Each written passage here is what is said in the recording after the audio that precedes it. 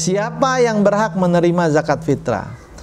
Allah Subhanahu wa taala berfirman di dalam Al-Qur'an ya, pada surat At-Taubah ayat 60. Allah berfirman, a'udzubillahi minasyaitonirrajim, innamas shadaqatu lil fuqara'i wal masakini wal 'amilina 'alaiha wal mu'allafati qulubuhum wa fir riqabi wal gharimina wa fi sabilillah wa ibnis sabil faridatan minallahi wallahu alimun hakim. Inilah orang-orang yang berhak menerima zakat dari yang disampaikan dalam ayat ini. Yang pertama adalah innamas shadaqatu lil fuqara, sedekah itu bagi fakir miskin ya, wal masakin, dan miskin. Ini fakir dan miskin, kalau disebutkan salah satunya di dalam Al-Quran maka maknanya adalah sama, dia juga. Tapi kalau disebutkan dua-duanya maka pengertiannya berbeda. Pengertian antara fakir miskin itu berbeda ya. Fakir siapa, miskin siapa. Kenapa dibedakan? Karena kaitannya sama kebutuhan. Nah, ini yang mesti paham nih, panitia zakat mesti paham. Ketika pendataan ini orang fakir apa miskin, mesti paham. Kenapa? Karena nggak sama jatahnya. Yang fakir itu lebih banyak, lebih membutuhkan. Karena dia kebutuhan hidupnya itu kurang dari separohnya. Ya, hartanya itu kurang dari separuh kebutuhan hidupnya. Sementara kalau miskin sudah lebih dari separuh kebutuhan hidupnya, penghasilannya, tetapi kurang dari kebutuhan hidupnya. 9 ke bawah, di atas 5 kalau kebutuhan hidupnya 10. Dari sini, berangkat dari sini, ketika pembagian, maka orang fakir itu harus diberikan lebih banyak daripada yang miskin. Begitu. Nah, ini perlunya kejelian pendataan, kejelian dalam pendataan. Ada orang miskin, ada orang fakir. Itu dibedakan dalam Al-Quran supaya ketika pembagiannya ada rasa keadilan buat mereka. Ya, ada rasa keadilan buat mereka. Begitu. Lalu yang berikutnya, wal amilina 'alaiha. Ya, amil zakat. Nah, sekarang pengertian amil ini banyak orang menyelinap di balik zakat begitu ya, dengan baju amil, pakaian amil, dia ambil zakat begitu, bagian dari zakat seenak-enaknya begitu. Nauzubillah. Amil ini adalah orang yang ditunjuk pemerintah yang sah untuk mengkolektif zakat, mengumpulkan zakat, kemudian membagikannya kepada yang berhak, atau mencatatnya, atau menimbangnya, bagian yang nimbang, ya, panitia lah, yang ditunjuk oleh pemerintah. Baik pemerintah yang paling tinggi, ya kalau di sini urusan agama, Departemen Agama, atau yang paling bawah, kantor urusan agama atau kelurahan ya. Saya nggak ngerti itu. Walhasil ada penunjukan dari pemerintah. Ente bikin panitia zakat begitu di kampung ente, ditunjuk, ada SK-nya, ada surat penunjukannya, seperti itu. Nah, orang ini juga, amil ini yang berhak mendapatkan zakat fitrah, dia tidak dapat gaji dari pemerintah. Jadi amil itu ada dua ketentuannya. Yang pertama ada penunjukan, yang kedua tidak digaji.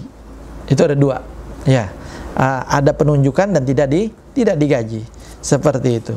Kalau tidak ada penunjukan atau tidak digaji, salah satunya nggak ada syarat ini, maka dia tidak termasuk amil, kerja sosial aja. Seperti panitia-panitia di masjid dan di musola, panitia-panitia zakat di masjid dan di musola, begitu, panitia zakat fitrah di masjid dan musola ini, mereka kerja sosial ya, karena nggak ada penunjukan dari pemerintah, inisiatif sendiri mengumpulkan zakat, maka itu kerja sosial dan tidak berhak mendapatkan zakat.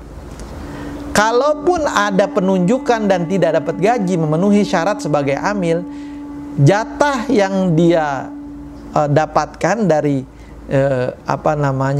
kategori amil ini hanya ujratul mithil, upah standar. Artinya dia bekerja berapa hari, untuk pekerjaan seperti itu berapa dibayar per harinya, kalikan berapa hari dia kerja, senilai itulah dia dibayar. Jadi ada amilin, ada yang namanya ngambilin, ya. Paham tuh ya? Ya, amilin dia amil, ya kerja sosial begitu. Kalau ngambilin ini dia kumpulin zakat, dia diambilin, dikantongin sendiri duitnya. Ya, tempo-tempo nih ada panitia zakat datang kepada panitia zakat, orang bawa zakat harta atau zakat fitrah yang pakai uang. Nanti kita akan bahas bagaimana zakat fitrah dengan uang, ya. Begitu. Itu ditaruh tuh di laci, dicatat taruh di laci. Lalu lagi duduk-duduk, ini kita nggak ada rokok ini, diambil duit dari laci itu, ini nih beli rokok nih, padahal duit zakat. Nah ini nggak benar, itu nggak benar, ya, itu salah, keliru. Lalu yang berikutnya, wal mu'allafatu qulubuhum, ya, mu'allaf, orang yang taklif hati mereka. Orang yang baru masuk Islam, pengertiannya adalah orang yang baru masuk Islam dan masih lemah niatnya di dalam Islam. Maka orang ini perlu ditaklif. Ditaklif itu artinya di alam, dirangkul begitu. Salah satunya dengan diberikan zakat, biar dia mantap dalam keislamannya, apalagi kalau dia orang susah, begitu ya. Sampai kapan ini orang mu'allaf ini? Ya sampai niat Islamnya kuat, begitu. Sampai Islamnya itu kuat, agamanya kuat, dia mampu dia bukan fakir miskin, maka sudah berhenti dia dari kategori mu'allaf, begitu. Bukan setiap orang yang tadinya kafir terus masuk Islam, padahal sudah puluhan tahun, masih tetap dapat jatah zakat fitrah, begitu, atau zakat harta, padahal ini orang bukan fakir, bukan miskin. Dengan kategori mu'allaf dia sudah puluhan tahun masuk Islam. Mu'allaf itu orang yang masih lemah niatnya dalam Islam, begitu. Saya kurang setuju sama orang-orang yang mungkin Islamnya itu lebih kuat dari kita dan kita panggil mereka mu'allaf cuma karena mereka tadinya bukan muslim, non muslim, terus masuk Islam. Kita sebut mereka mu'allaf, seumur hidupnya kita panggil mereka mu'allaf. Padahal mungkin kita yang mu'allaf, ya. Artinya niat Islam, iman di dalam diri kita nggak sekuat mereka bahkan yang baru masuk Islam itu. Seperti itu. Jadi mu'allaf itu adalah orang yang masih lemah niatnya dalam Islam dan dirangkul mereka dengan diberikan zakat kepada mereka. Lalu yang berikutnya wafir riqab. Ya, wafir riqab. Riqab ini adalah budak mukatab, budak yang ada perjanjian pembebasan dirinya sendiri kepada tuannya, ya, dengan cara mencicil dirinya sendiri. Jadi ini ada seorang budak bilang sama tuannya, "Tuan, saya mau merdeka, saya mau bayar, mau tebus diri saya sendiri," begitu. Maka si budak itu bekerja, dibayar cicilannya setiap bulan, katakan sekian, 10 dirham katakan, maka setiap bulan dibayar 10 dirham. Nah, budak riqab ini zaman sekarang udah nggak ada. Riqab ini kategori yang sudah nggak ada, ya. Budak riqab ini dia berhak mendapatkan bagian dari zakat fitrah ataupun zakat harta untuk menebus daripada cicilan dari pembebasan dirinya itu, ya. Begitu, kemerdekaan dirinya tersebut. Ini menunjukkan bahwa Islam itu agama yang menentang perbudakan, bukan agama yang menyukai perbudakan seperti yang dikatakan oleh orang-orang orientalis atau mustasyrikin. Mereka memutarbalikkan fakta bahwa Islam itu adalah agama yang pencetus perbudakan dan lain sebagainya, menyukai perbudakan lain sebagainya. Lah, itu keliru sama sekali. Karena apa? Karena perbudakan sudah ada sebelum Islam ada. Itu yang pertama. Yang kedua, banyak sekali dalam syariat Islam di mana kita diperintahkan oleh Allah Subhanahu wa taala dalam syariat ini untuk membebaskan budak, baik itu dengan cara tatawuan, dengan cara bersedekah, artinya budaknya dimerdekakan begitu saja, dapat pahala yang besar. Bahkan disebut dalam fadilahnya orang yang beriktikaf, man i'takafa gadrafu aginago faka'annahu ataqana sama. Siapa orang yang beriktikaf seperti mengikatnya tali kekang onta, maka dia mendapatkan pahala seperti memerdekakan budak. Artinya di situ ada sinyal bahwa kita disunahkan, dianjurkan untuk memerdekakan budak dan pahalanya besar, begitu. Atau secara taklifan, secara wajib. Tadi tatawuan, ini taklifan, secara paksaan, memerdekakan budak dengan paksaan.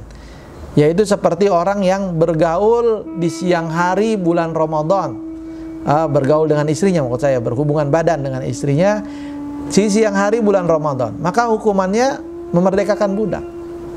Dan banyak lagi dalam haji begitu juga, ya orang yang merusak hajinya dengan hubungan suami istri dan yang lainnya, itu kafarohnya adalah memerdekakan budak, dendanya memerdekakan budak.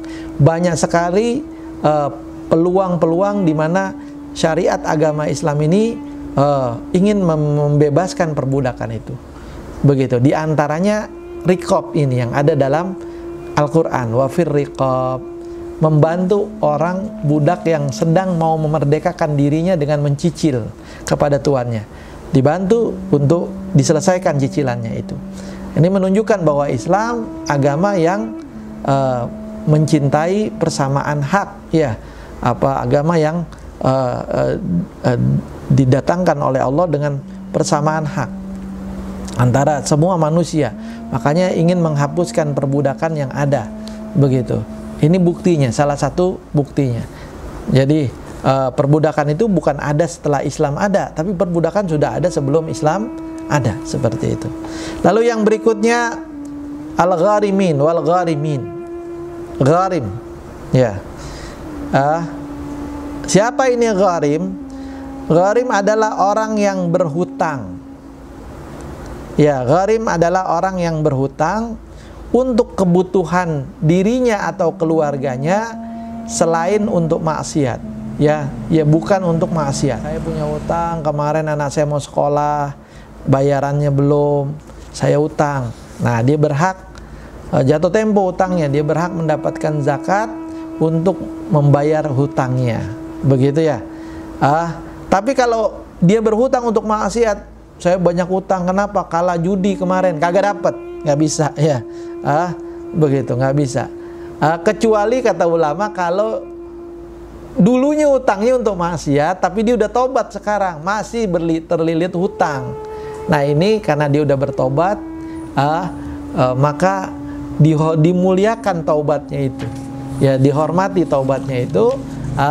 Hutangnya boleh dibayarkan atau dibantu dengan zakat fitrah ataupun zakat harta.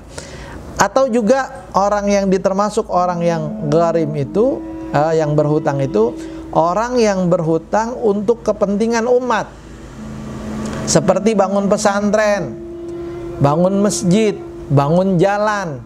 Dia mesti berhutang dengan material, dihutang sama material atas nama dirinya sebagai penjaminnya, banyak utangnya. Dia minta bagian dari zakat untuk melunasi utang-utangnya, boleh. Jelas ya. Jadi orang yang berhutang itu adalah gharim, itu adalah orang yang berhutang baik untuk dirinya, untuk kepentingan, untuk kebutuhan hidupnya selain maksiat, atau untuk kebutuhan umat. Untuk kebutuhan umat, dia berhutang untuk kebutuhan umat seperti membangun jalan, masjid, pesantren dan lain sebagainya. Dia berhutang walaupun orang kaya, walaupun yang hutang itu orang kaya, dia tetap berhak mendapatkan bagian dari zakat karena dia berhutang bukan buat dia, buat kepentingan umat. Begitu ya. Yang kedua dari terakhir, fi sabilillah. Fi sabilillah. Siapa ini sabilillah? Al-ghuza, tentara perang. Fisabilillah itu tentara perang. Ini di mazhabnya Imam Syafi'i. Ghuza itu tentara perang yang tidak digaji. Jadi kalau kita ini mungkin apa namanya, dinamakan wajib militer lah begitu ya. Kalau tentara TNI itu kan tentara perang tuh, tentara perang juga. Tapi mereka dapat gaji dari pemerintah, mereka tidak termasuk fisabilillah. Begitu. Walaupun mereka berperang di jalan Allah, membela kedaulatan negara, itu berperang di jalan Allah juga. Menjaga kedaulatan negara, begitu ya. Patroli untuk kedaulatan negara, itu fisabilillah. Begitu. Semua itu fisabilillah. Tetapi karena mereka tentara dan dapat gaji, ya, maka mereka tidak termasuk fisabilillah. Ya. Fisabilillah itu tentara perang, ya, yang tidak mendapatkan gaji.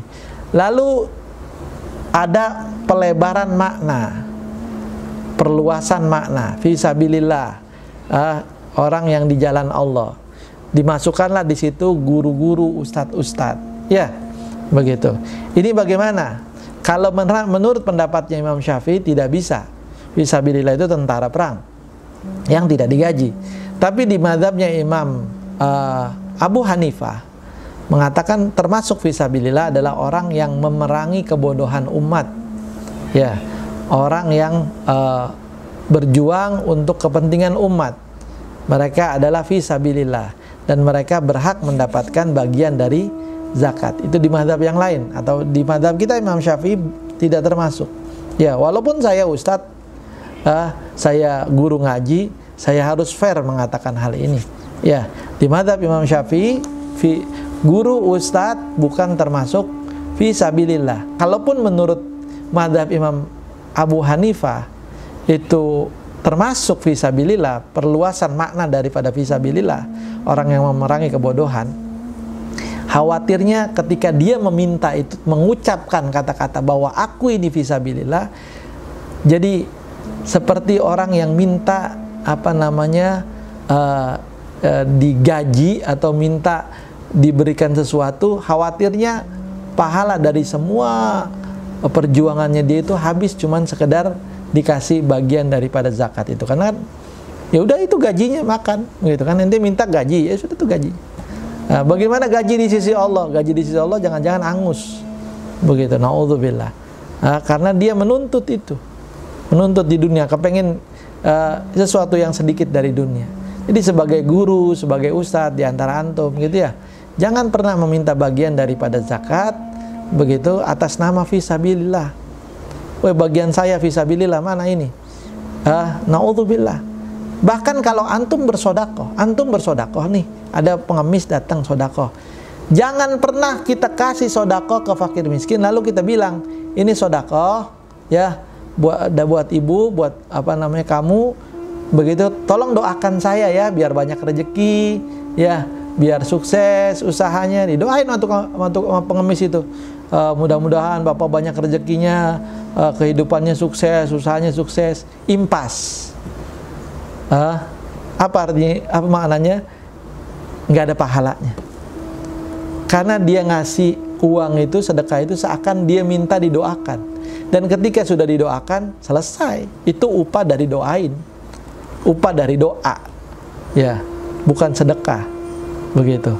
Jadi kalau kita sedekah jangan pakai minta doain ya, nggak usah. Kasih aja, ntar kalau dia mau doain kita terserah urusan dia. Ya Allah makasih Pak Haji, makasih Pak Ustadz, mudah-mudahan tambah berkah, tambah banyak rezekinya segala macam. Amin, amin. Kita nggak minta, terserah kalau didoakan. Ya, wahakada. Yang terakhir, orang yang berhak menerima zakat yaitu wabnus sabil atau ibn sabil. Ibn sabil ini musafir atau orang yang berniat akan bermusafir.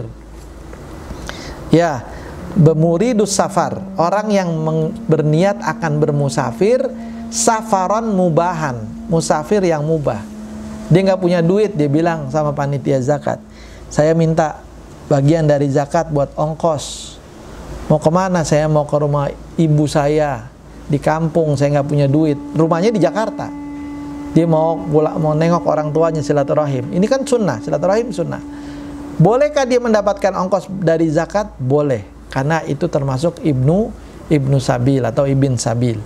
Atau orang yang mau belajar ke pesantren, mau belajar atau mau pulang dari pesantren, mau belajar ke pesantren, begitu, atau ke luar negeri, diminta bagian dari zakat untuk ongkosnya, boleh, begitu ya, termasuk ibnu sabil. Wa hakada, itulah siapa-siapa orang yang berhak mendapatkan zakat, ya sesuai dengan firman Allah Subhanahu wa taala.